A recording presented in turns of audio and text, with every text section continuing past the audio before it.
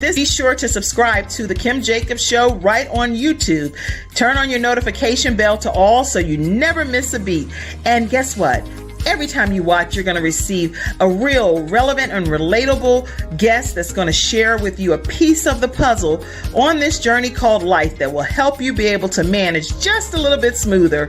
At the end of the day, the Kim Jacobs Show goal is to be able to provide balance to the world, one household at a time. Kim Jacobs Show. You're watching Kim Jacobs Show.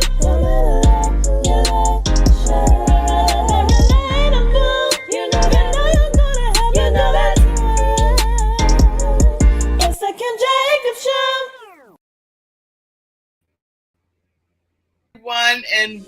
Hi, I'm Kim Jacobs, the Balance Doctor. Thank you so much for tuning in to this episode of the Kim Jacobs Show. Be sure to subscribe.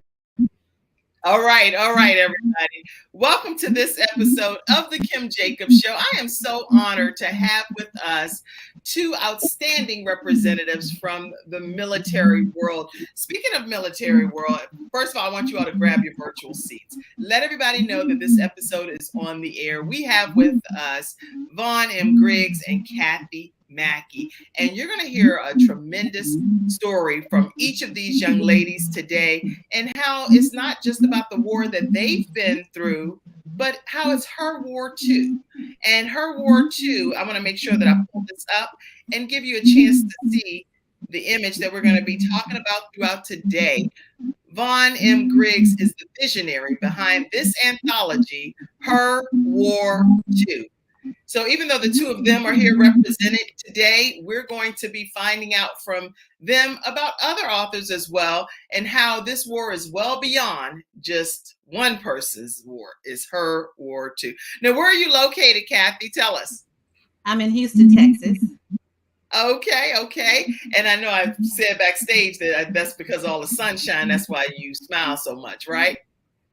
And you're a beautiful vessel over there. How about you, Vaughn? I know you got a lot of firewalls up over there, and the internet over there is tripping.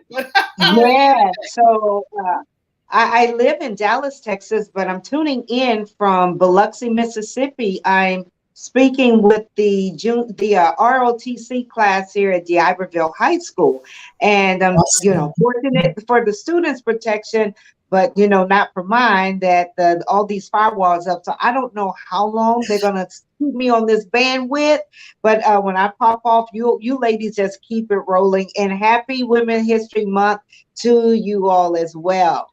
Well, while we have you, I want to definitely hear about your vision. We normally would take a break or anything, but we're not going to do that right now. I want to just hear from you as the visionary behind Her War Too. Tell us what you can as far as what people can expect from this book that you all have written. Oh my, we have fabulous authors that have told some very candid and transparent stories of their time of service. We're representing all of the armed forces branches, except the Navy. We don't have a Navy personnel on this project, but we've also included spouses and family members of veterans, and they're sharing their experiences, only a portion of those life experiences.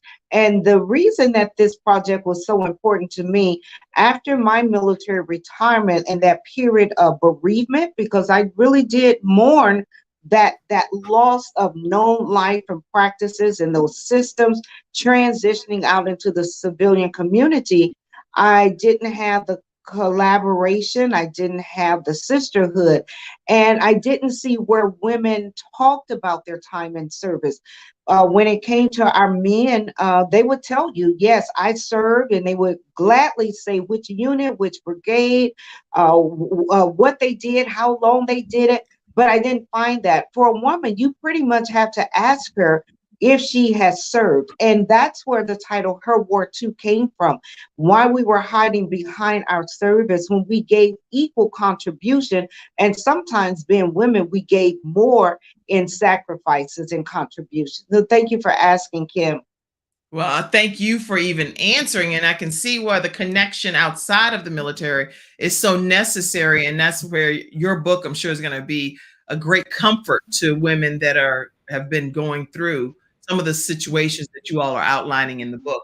I want to make sure that I let everyone know that Staff Sergeant Vaughn Griggs has been in the military for 20 years. And I thank you for your service. And all of us here today are thanking you. You're an advocate for your sisterhood and for unhoused female veterans with children. Why specifically that area of focus? Well, because let's see, across the United States and North America, there's a disparity of housing allowances. There's a disparity when our county officials are just state to state, and this is not isolated in any particular state, but state to state, where the funding goes primarily to the single person as a veteran. That single person, 90% of the time, or even greater, depending on the allowances that are set for that state, that's a single man or a single woman. Wow. Okay. What So happens people to the people family? Yeah, need this. that housing is not allocated for someone with families. So when you look at the female, typically she is going to be the caregiver of her household with children.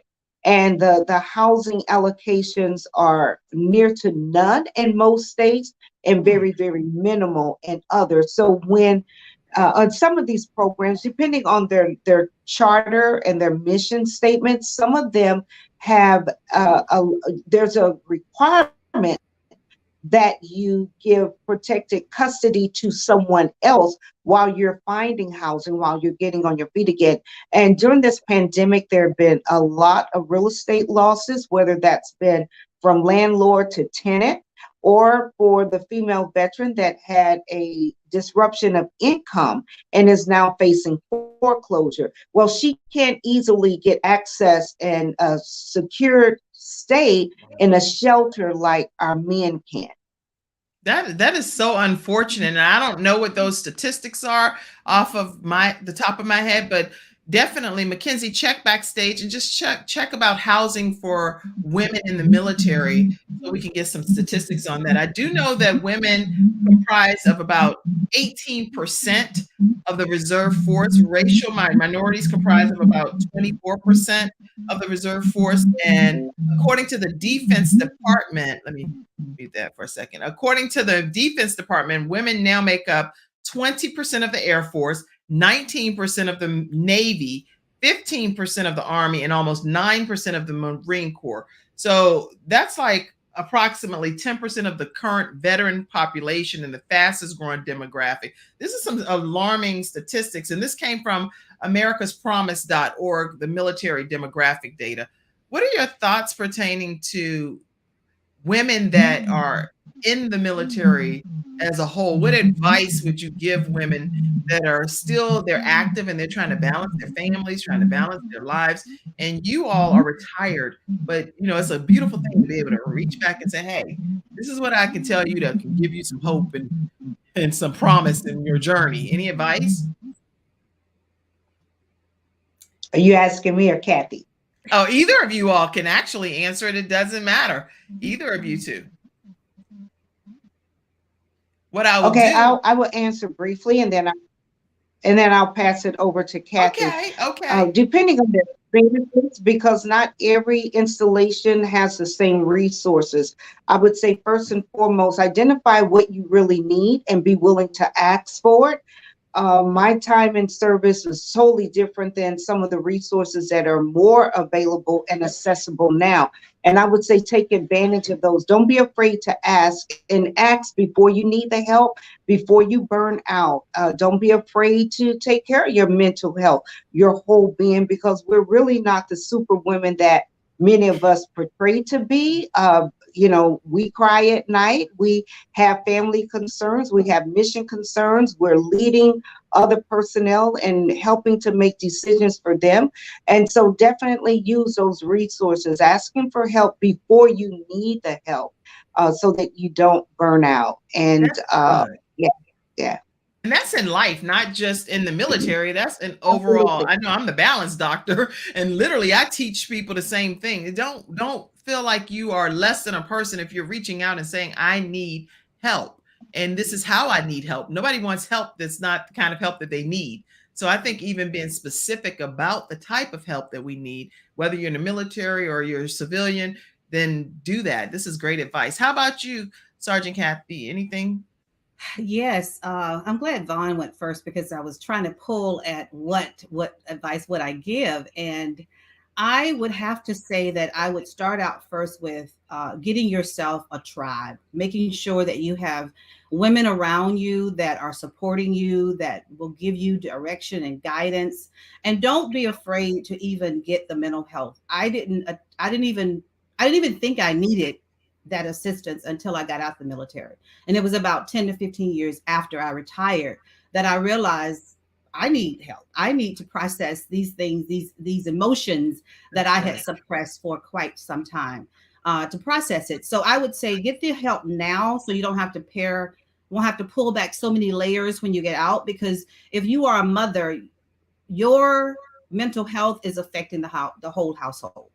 And if you're not peeling back now while you're serving, then it's going to be a lot of layers to pull back. So get the help that you need. Get you a tribe to support you, to assist you, to help walk you through the journey. That's good. Good advice. Get that tribe to support you is something I think that is great, especially these books that we are collaborating authors in. I'm a collaborative author in multiple anthologies. And those individuals have become like the tribe. We call each other, we pray for each other, well beyond just whatever chapter we've written in a book. So I love that philosophy of getting yourself a tribe. And here in this particular book with Vaughn Griggs as the visionary, how many authors, do you know approximately how many authors there are? You may know, you may not. You're not. We started out with 20, but I think we ended and landed with around 15. Okay. So somewhere around 15. Huh? And we're the same way. We're our tribe. We support each other. So it's past further just writing a book together or a chapter. Absolutely. Together. And so do you know by chance what is the Her War 2? Each of these stories from these different authors are in here. And your story in particular, since I have you here today as my exclusive guest representing Her War 2, I would love for people to get to know you better. So were you always interested in the military? Take us back for a few minutes, right after this commercial break. So right after the commercial break, I want you to take us back and tell us how it began for you in this whole military journey, okay? Oh, no problem. We'll be right back. We're going to hear this commercial from Snow Legal, and we'll be right back.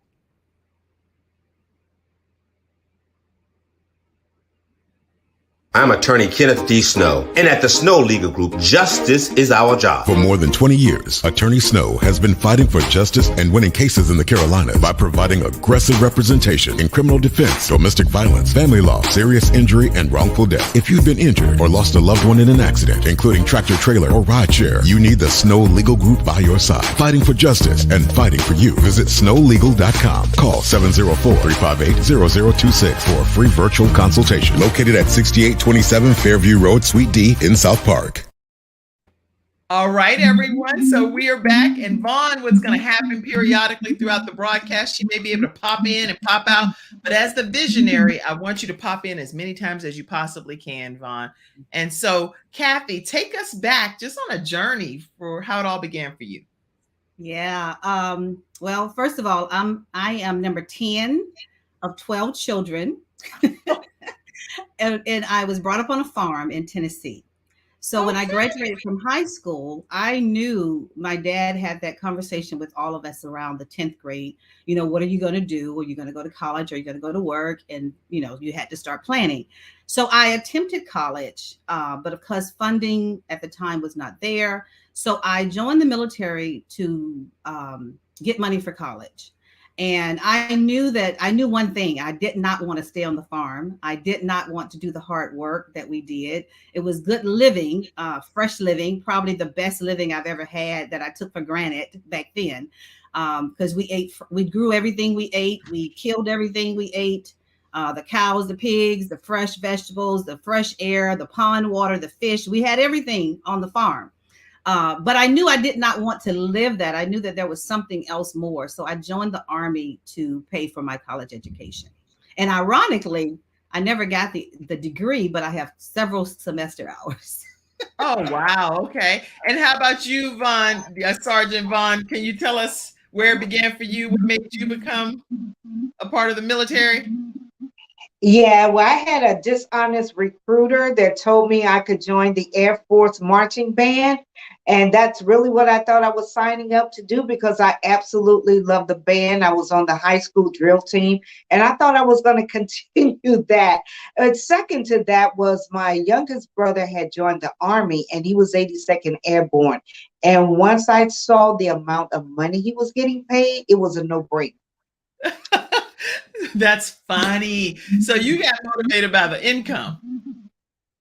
The income and the opportunity to leave St. Louis. And, I was watching him and he was meeting new people and going places. I thought, hey, this is the opportunity. Why not do it? Why not at least try it for 4 years? And after the 4 years, it was a no brainer. It was like, this is for me. This is absolutely for me. That's awesome. So now once you actually got into the military, I'd like to hear how things were from a reality perspective. Any take on what you thought it was going to be like versus what it really was like? You, Kathy? Yes, it wasn't hard because my father had put the work ethic in us as children. So it wasn't hard because all you had to do was just follow the instructions. I think around the first duty station is where I started like questioning whether I had made the right move because we started doing things that, like, for instance, pulling guard duty. Vaughn might relate to this. Pulling guard duty with a bat, and I'm like, I don't think I want to pull guard duty with a bat. I think I need some bullets. So when you start making those common sense connections, like, okay, I don't want to just do this because you told me to. I want to understand the purpose behind this. And if the purpose isn't something, but of course, with some training and some tutelage from other NCOs that sort of, this is for discipline, then I sort of understood that. But before, no, it was never hard for me. I think there was some things where I felt like I couldn't be my authentic self. We couldn't wear our authentic hair. We had to wear a certain way. And those things really challenged me. And it's good to know that now that the Army and the Air Force are making changes. So I'm glad to see that the military is making some adjustments and making some provisions for women of color to wear their hair in their authentic growth, the way that it grows out of their head. I'm sorry, that sounds so crazy. Because it only applies, I think, to certain nationalities. Because nobody just, who says this, right? The way that my hair grows out of my head, like right now, my hair is natural, but like when the actual humidity gets to it, it goes straight back to this really curled up, like blah blah blah. And I'm like, okay, I feel like a pumpkin, almost like Cinderella. It's like, okay, I got a whole 1 minute and 23 seconds before my stuff dribble back up. But I don't care. I love my hair. I love it whether it's permed. I love it whether it's the way it grew out of my scalp. And none of that matters to me. I just love hair, period. But it's interesting to hear you say that from a military perspective. People not necessarily wanting you to have your hair grow out of your head without it being gelled back in a ponytail or whatever the case. I don't know. I don't know how they tell you to wear your hair in the military. Who knows? But I'm sure it was interesting. So, Vaughn, I know with you, I would like to hear what do you want the readers to take away from the book, Her War II? Talk to us about that.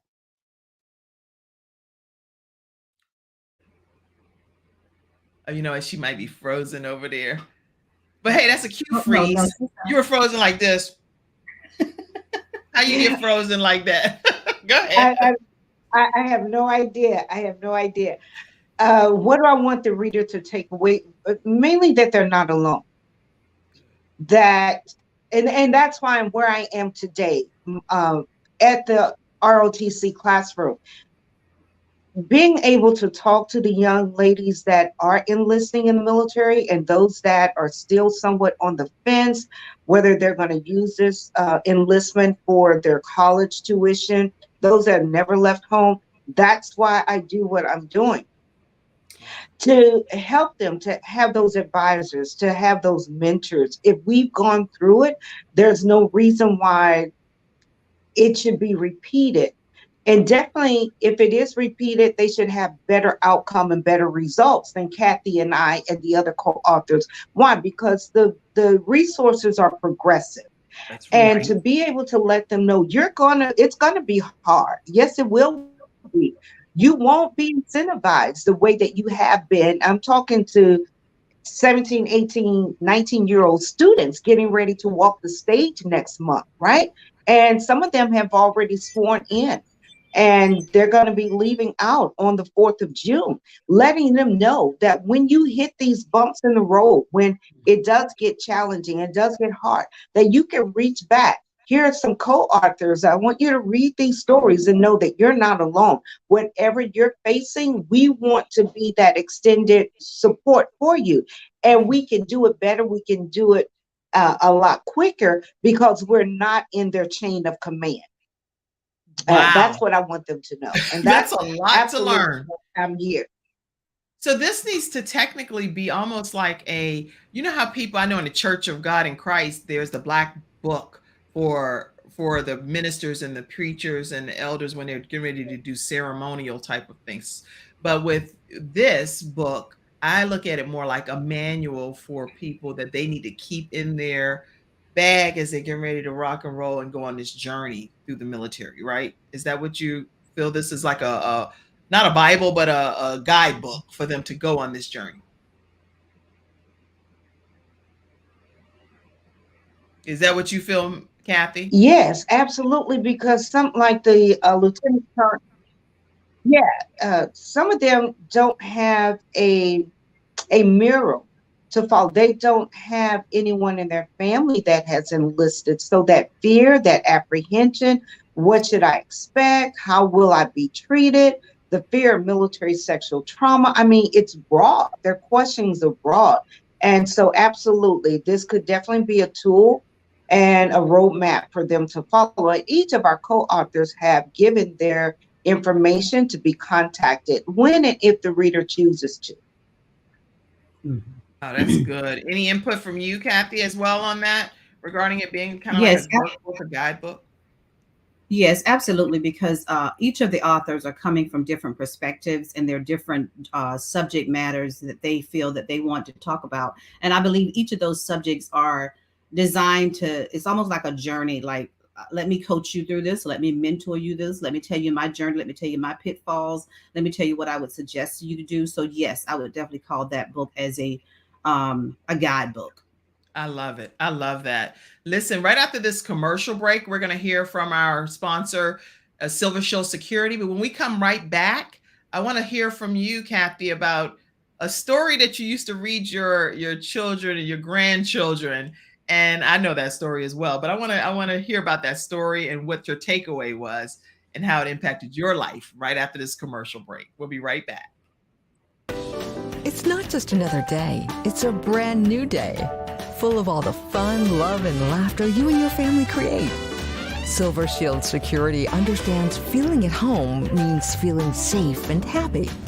No credit checks, no contracts. We offer payment arrangements, and we'll even give you a free door camera. Find out how we can brighten your day even more at silvershield-security.com. Silver Shield Security. All right, we are back. And so we're going to continue talking with Sergeant Kathy Mackey, and then Vaughn M. Griggs is going to be coming in as well throughout today's broadcast when she can. So let's just hear from you, Sergeant Kathy, about the book that you used to read your children and now you read your grandchildren. Talk to us about that. Yes, the book that I love to read to my children, my first son, he's 37 now. Oh, get out of here. Houston doing good by you over there. Okay. It's called the Hungry Caterpillar. And I read that book to all of my kids, and now I have 2 grandkids, and I'm reading it to them. And that book reminds me of a life transition, life metamorphosis. Yes. How you have a caterpillar, and that caterpillar is eating through life, and then all of a sudden it takes a crystal or light form, and then it hangs upside down. And sometimes that's how life does us. You know, Yes. we're moving through life, and we have all the promises of God, and we know what God says, and we use the word of God, and then life happens. Something will happen, and it's not anyone's fault. It's not God's fault. It's just life happens because we're here on earth. And right. not understanding sometime what that is until after the fact. They say 2020 is, hindsight is 2020. Right. But when you look at it and you say, wow, I, at some point in time, did not know all the things that I know now, all the things of saying, life is not a promise. It's not a bed of roses. It will be some ups and downs, some valleys, some mountains, but it's all necessary. So That's in right. this book, this caterpillar is eating through life. Life happens. And I can tell you about my journey where I felt like, wait, what happened? I'm a born again Christian. This should not happen to me. I'm a wife. I'm a mother. I'm a preacher. And you start listing all these things that I do this, I do this, I do this, I do this, and I'm a good person. And then why is life happening like this? Right. So my life was upside down at one moment where I didn't know. And then deaths happened. I lost my father. I lost my grandmother. My husband lost his father. He lost lost both of his grandparents. So life happened, and you're trying to make sense out of it. Right. And it's really hard too sometimes. Yeah. And life and faith doesn't make sense, but it does make miracles. And so we have to hold on to what we know to be true, even though it doesn't make sense in the middle of it. And I call it a little secret. I had a secret that I had pushed back into the far back of my mind while I served in the military. And I did not have to deal with that until I was dealing with another female veteran. And she began to share with me her journey. And I'm sitting there trying to keep my face composed. But inside, I was dying because I knew what she was going to say. I knew what she was going to say. I knew where she was going with I knew where she was going with it. And I had to keep calm. And that particular time, she was talking about military sexual trauma. And she had held on to this story for 30 years. And I was looking at her and I said, my God, I don't want to. I was at this time, I was probably in my late 40s. And I'm saying, I don't want to end up 60 and having the secret and having, now her situation, something she said, there was two things she said that really took me. She said 6 husbands later. 6 husbands. 6 husbands later. Oh my gosh. And that I was like, oh my God, this is crazy. And then the other thing she said that really just ripped my heart out of my chest was when she said her first pregnancy, she did not know, she didn't enjoy her pregnancy because she did not know whose the father was. So she didn't know the rapist was a white Caucasian man and her husband was Black. And she had no idea and could not enjoy her pregnancy because she did not know what the baby was going to look like. And that ripped my heart out because I said, Lord, we have to not keep those type of secrets, because 6 husbands later, and she admitted that her first husband was the love of her life, but because she didn't know or didn't have anyone to go to, didn't have anyone to talk to, now she was sitting at my desk and I was having to walk her through the process of going to the VA and getting the help that she needed. But at the same time, I'm helping her. I'm doing introspecting in myself saying, this could be you. This very well could be you. And what are you going to do about it? What are you going to do about it? Because you can no longer pretend like it did not happen. And in writing this book, I was free enough to tell my husband, and we have been married almost 40 years. And I had not even shared it with him. So you had never shared you had never shared the secret that you had been carrying with you well over 40 years. And then you encounter this particular woman who's sharing her story of 6 years of 6 different husbands, having a baby by a rapist that raped her, and she didn't know what the child was going to even be like because she doesn't know the man. And now this triggers you to be able to share your story publicly. Correct. Correct. So now with your story, did anything that you choose to share today with the public, what is anything that you would share that was the come to grips with it moment in your own story? When we talk about mental health, there is a stigma with it, especially in our own Yes. community. And because there's a stigma, we choose just to say, "Oh, I'll be quiet." Not that anyone had ever told me to be quiet. It was just Right. something that was in us, just to say, you know what, I can handle it. It's not worth talking about. I'm okay now. I have a husband. I have kids, and that's how I balanced it out.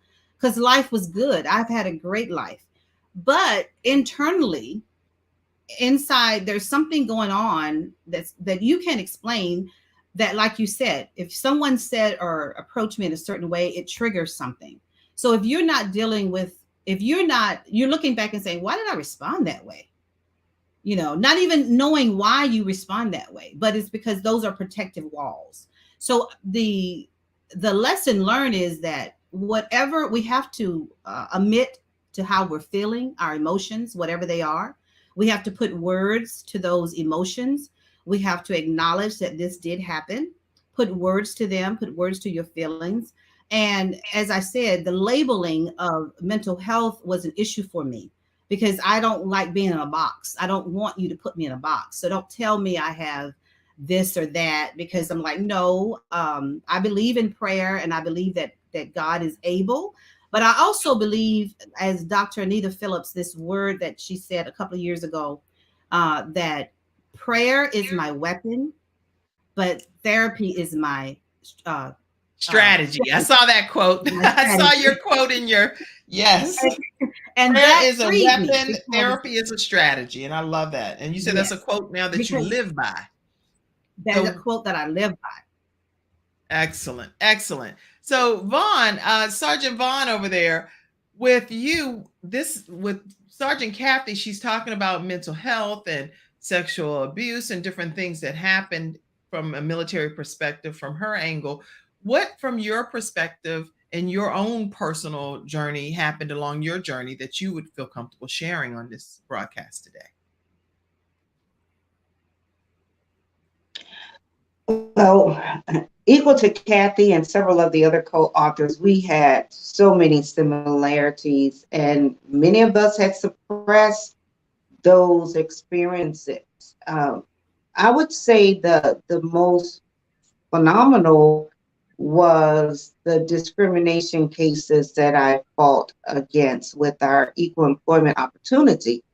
And so, yeah, those were the most difficult, because while I knew that it could happen, I did not expect it to happen with people in uniform. I did not expect it. Why? Because we were trained from the time you enlist. You're taught. You're given the tools and the resources for discrimination, harassment, bullying. We get all of it. But what I learned, Kim, is nothing changes a person's heart but God. So with all the training, with all the exercises, with the leadership strategies, if the heart wasn't changed, then the mind wouldn't be changed. If the mind wasn't changed, the behaviors wouldn't change. So the hardest thing for me was that I was experiencing those and watched others experience very similar issues and practices with people that were in the uniform, and many of those high-ranking individuals. Wow. I'm glad that you all are breaking the silence, if you will, because it's so important for women to be able to feel comfortable and know where to go. Because in the military, do you even know who to even take the complaint to? Is that clear? Because I'm not in the military and haven't been. So some of my questions, Yes, I don't know if they're even representative of everybody. Yes, Yeah, it's definitely it's clear. It's concise. It's clear, but it's not trusted. It's not trusted. So There you go. That's just a good wording. recently, what, Kathy, 2 years? maybe 2 years, that our senior leadership, and this came down from Congress. Unfortunately, it has to go that high before these um, decisions are made. And then, of course, we have our commander in chief that puts their blessing on it. Well, a lot of that goes back to their beliefs. So we now have the opportunity for our females to go outside of that installation. They no longer have to report it, because if you're having disparity within your chain of command, and the buck can stop very short, that it only and it's not dealt with internally. A lot of things are covered up, whether they move the perpetrator or the abuser to another installation and don't deal with it. And that's supposed to give you that sense of service and security and safety, but that doesn't always happen. So I think we're right at the 2-year mark that it is now permissible that any of our service members no longer are forced to report within their chain of command. There are some outside resources, and I'm glad to say many of those outside resources are being led by veterans that are overseeing nonprofit organizations. That's really good. These nonprofit organizations are stepping up and doing a tremendous job and pulling and rallying and funding and helping them. That's making a huge difference. And I commend all of the nonprofits out there that's taking those initiatives to do that. And so how can people get a copy of the book, Her War 2? How can people get a copy of this book? Yes, and unfortunately, I'm not able to put the link there in the chat, but they can order directly through Amazon.com, or they can go to my website, joyrestoredoutreach.org. And Kathy, if they would like to order from you and support you, which link are you using? I am using your link. Okay, joyrestoredoutreach.org. Yes. Okay. So you all can get a copy of Her War 2 right at joyrestoredoutreach.org. So make sure you get a copy of this book today. You can also order it on Amazon. This is the cover, so you'll know exactly what you're ordering. I do have the Amazon link. Did you want me to put that here for people? Sure, that would be awesome. To order it through you all. Would you prefer they order it through you, through the joyrestoredoutreach.org, or through Amazon? I would prefer that they order through the website link. Okay, so joyrestoredoutreach.org is in the comment sections, everyone, and here it is as well here. So you can definitely get a copy of this incredible, life-changing book filled with collaborating authors that are courageous. They're breaking the silence. They're sharing their stories so that if you're joining into the military, the road will be paved easier for you. These are trailblazers that are pioneers that's saying, hey, we've been there, done that, and we're trying to spare you so that you don't have to fall into anything that you're unsure of as you get ready to take this new journey in life.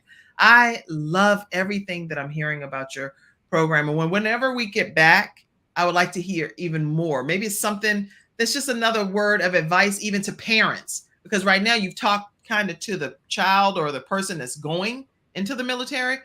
What about the parents that are letting these young people leave? And they're like, once they cut the ties, they're gone. They're going to other countries and fighting wars and going on the front line.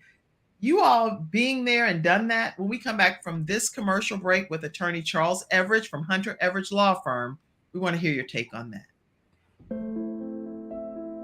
When someone has lost a loved one, they want to know what exactly happened. They want to know, is the other person going to be held responsible? And they want closure.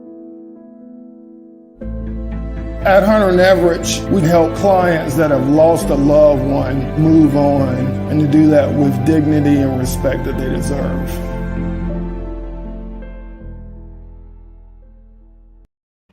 Okay, everyone, and we are back, and we're talking with Sergeant Vaughn and Sergeant Kathy today about Her War 2 but we also are getting some great insight on just military life in general. I do want to also get some of your virtual studio audience comments. So make sure that you all put your comments in and we'll go to them shortly. And let's start with you, Sergeant Vaughn. What advice would you give parents out here today? I'm going to encourage parents to buy the book. We have 4 pages of resources listed. No, seriously, because I again, it know. depends on where their child is serving. Not every installation has the same resources. And while you may go to a family support unit at your location, but they're Right. not running the same or similar programs, and you might find that, oh, I need. And Sergeant Kathy, you go ahead and say something too, because she Okay. froze for a second. All right. Awesome. I'm glad you asked that question. And my oldest son did join the military, so I had a lot of advice to give him. And he actually went to Iraq. And what I would tell any parent is, or what I would tell the parents is that stay connected to your children. Even though they are going away, they need that family support. They need that that no matter what happened, I can always come home. They need that. They really need that. And my son went to Iraq twice, and I wasn't prepared for twice. I was prepared for one time, but I wasn't prepared for twice. And I told him, you do whatever you have to do to get back home. You be alert, you be safe, you follow instructions, you find your coach, you find your mentor, you find somebody there that is going to take an interest in you. And they're in the military. I had a wonderful tribe of older men and women that walked me through, that helped me make the decisions that I needed to make in order to make this a career. So I would say use all resources, tools available to you, and use every benefit. That's a takeaway point, everybody. Use all of the available resources that are available to you. Make sure that you come home if there's any way possible for you to be alert and to be on. There are things obviously that happen beyond our control. And for those that have died rendering their services, we salute you. We salute your families that are here surviving, because obviously I'm sure they went with the mindset of doing everything they could to come home too. And for whatever the reason, it was beyond their control, Right. So Absolutely. when you can make it happen, then make it happen. But when things happen beyond our control, that's between God and earth. We don't know. We are not in control of that. All of us at some point, we're going to transition from this earth, no matter how we slice it. We're going to have our day that we leave this side of earth. And it's nothing, I don't think it's a bad discussion to have, because there are so many people that have died just even regarding COVID alone, complications, or close to like almost 1 million people have passed away in these past 2 years. That's a lot of folk. And these are real people with real names and real families. And now we're dealing with wars across the world.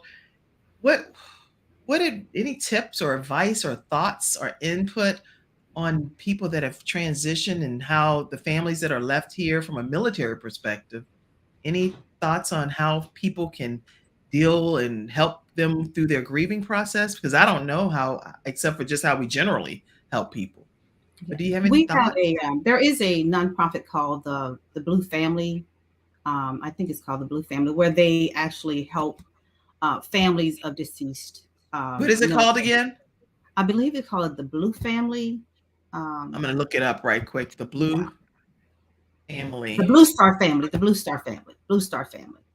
Okay, Blue Star. That they can connect with. Most military families will, be a, it's not that's not an honor to be there. No one wants to be there, but that is a nonprofit that will assist veterans that have lost their loved ones. And the community can help by serving, by giving, by being, you will never realize what you can do for a family that's in need. They may be one living right next door to you that you don't even know about. We have militaries living in our communities and we don't even know them. I'm gonna go to the screen because let me see this and share this with you all. Give me a second. I'm I'm going to go over here. What is a Blue Star family? Is this the right site? Yes. Okay, and so according to what they're saying here, the minute someone takes the oath to serve in the military, both their life and their family's lives change forever. And all of the things that they heard about and prepared for, the deployments, the time apart, all of this is so important as service members, but for their children, their spouses, and parents. This is the history of Blue Star service flag, and when it was started in 1917 during World War I. So make sure I'll put this in the actual comment section for you all to be able to do some more research on it and figure out how you can. There's a donate button here. So please, according to Sergeant Kathy, go and donate to the Blue Star Flag organization. Okay, wow. Thank you for sharing that. You're welcome. I'm glad I asked that question because, hey, Vaughn, I see you back, Sergeant Vaughn. I'll pull you back in. Now, I know you were in the middle of making a point. I don't know if you remember what point it was because I done said all kind of other points since then. Did you have anything you were going to say, Sergeant Vaughn?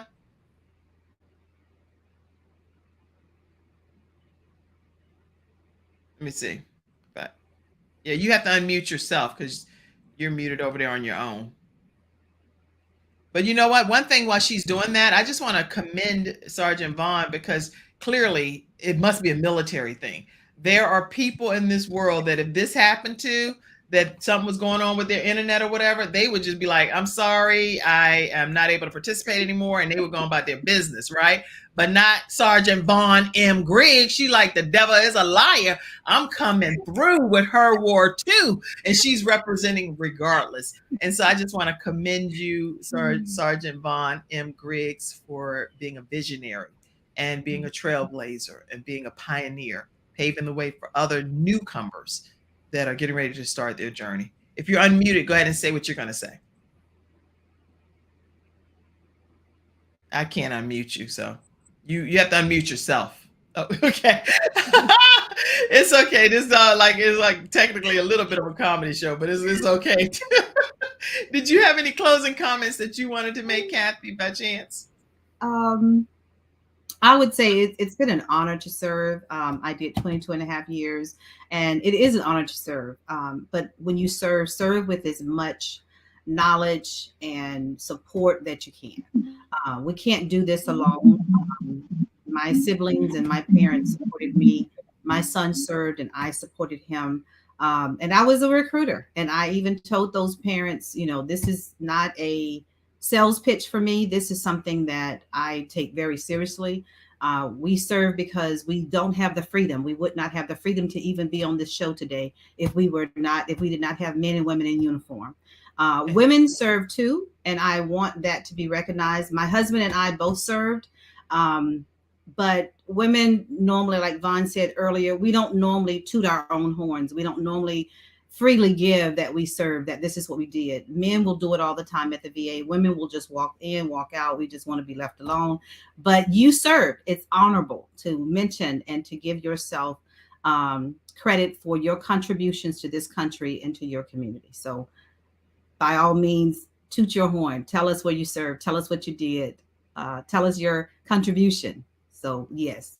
I am so glad that you said that. And the fact that so many women around the world here are serving our country, and we salute and honor all of you all today. Now, Vaughn, I want to make sure that we get a chance to hear from you as well.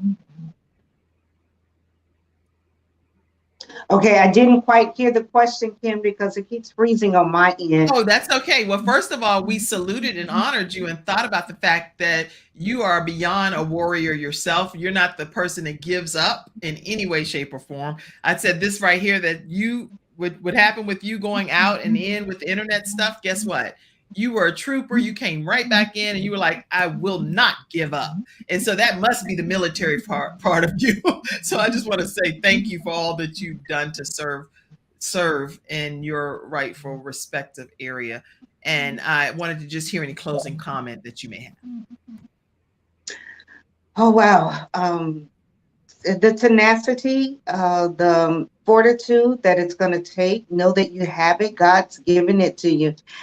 Sometimes it's just being in the right environment to have that sharpened and directed. Know the purpose for your life, and if that's to serve, I recommend one of our branches for the military. I think our joint services is amazing. Only, well, what, 20, less than 20% of our American citizens raise their right hand. All right. That's not, well, it appears to be a lot of people. When you look at it in that factor, we're so unique that we're doing, or we did, what less than 20% of the civilian population right. chose to do. And yeah, so been amazing. And I'm grateful that I did serve. And as I said, I want to help others that are deciding to serve better and to serve holistically, because many of us did not do that, and want to at least be that advocate for them as well. Wow. Well, I commend both of you today. I see all of the comments that's been coming in, and I want to make sure I see you, Felinda Farley. Felinda Farley is actually, she works with in the wellness industry. And so if anyone wants to know more about just being how to properly care for yourself from a wellness perspective, reach out to Felinda Farley and tell her that Kim Jacobs referred you. She is a powerhouse. All right. My mom put a whole paragraph. I know I need to read this. She said, I was raised by my grandmother when I graduated from high school. Now, you know what, my mom, she's 70. If she typed this much, she did this for the whole show. This right here, what she did.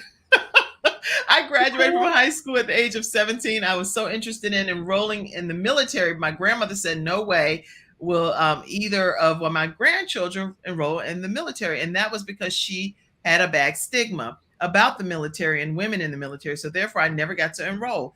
Do I regret it in the beginning? Yes, I did. But as time has went on, I've had no regrets. I became happy with her helping me with my decision. Wow, Mom, I didn't even know. I did not know that. And you, my mom, and you 70, they done yanked out a whole, was this a trigger for you? I did not know that, okay, until today. And so we got something to talk about when I get off this show. Dr. Connie Green, who actually has a show coming up very soon, which is going to be Wisdom Tips with Dr. Connie Green. And I think that's popping off this Thursday at 7:00 p.m. So make sure y'all check out her new show. Thanks for sharing this great information, she said. And let's see, any other comments come in? Oh, hey, somebody said it's a small world. Savvy Sewing with Shawnice. Say, hey, Vaughn, girl, it's a small world. So thank you so much for being in the virtual studio audience today. Thank you, Mother Julia Harper. I know that you tune in every single day, and she's in her 80s and gets on this platform to tune in. So thank you so much. Thanks for your service, Felinda Farley said. And she also said, loved hearing the perspectives of these veterans. Don't forget to check out the bluestarfam.org. Make sure you check that out. And make sure that you go to, put that comment up again about where they can go, Mackenzie, to get the book. I want to make sure y'all do not get off today's broadcast without knowing how to get the book, which is, I have, you know what, you put it up for me when you can. It's joyrestoredoutreach.org. Joyrestoredoutreach.org. Here is the cover. We want you to know exactly what you're looking for if you happen to go to Amazon, but it's Her War II. And this is your family that you sent in the picture of, Sergeant Kathy. Thank you so much. We want to salute all of you all that are veterans out there, and know that you, especially with Women's Veterans Day and just women's overall service, we want to make sure during this month of Women's History Month that we honor and salute you all. We can't do much here on the show personally, but I can tell you that I'm going to send you to a Cash App on behalf of the Kim Jacobs Show. Yes, we want to, just a small Cash App for you to grab some lunch on behalf of the Kim Jacobs Show and our team. And so we will be doing that. And for all of you that tuned in today, thank you for being a part of this. Yes, Mackenzie working backstage. She's so funny. She can't hardly find none of the other buttons, but she can find this button right here. Hey, y'all. She like, I'm backstage. I work with the Kim Jacobs Show. She done found that button to say support the Kim Jacobs Show. Definitely. The only way that we can even provide you all with programming of this magnitude is if we have supporters like yourselves, when we do things like lunch, and we have to keep our team, and we have to be able to have people come and be a part of this experience. The only way it can happen is through support like yourselves. So please make sure that you pour into the Kim Jacobs Show, and also subscribe at your convenience right on our YouTube channel. So thank you all for tuning in today, and I hope that you have a great rest of your day. We'll see you tomorrow here on the Kim Jacobs Show to hear about business credit and some funding that's available to you as a business owner. You don't want to miss that episode. We'll see you tomorrow at 11 o'clock a.m. Eastern Standard Time. Stay backstage, ladies. Bye-bye.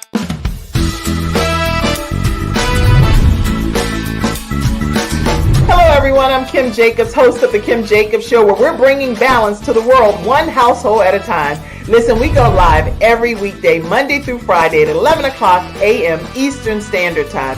I bring guests on that talk about their backstories, things that they've had to overcome to become who they are today. Many of them are balancing and juggling life, and they've become experts in different fields. So they're sharing tips with you to make. All right, everybody. So we're going to end on that note and hope you have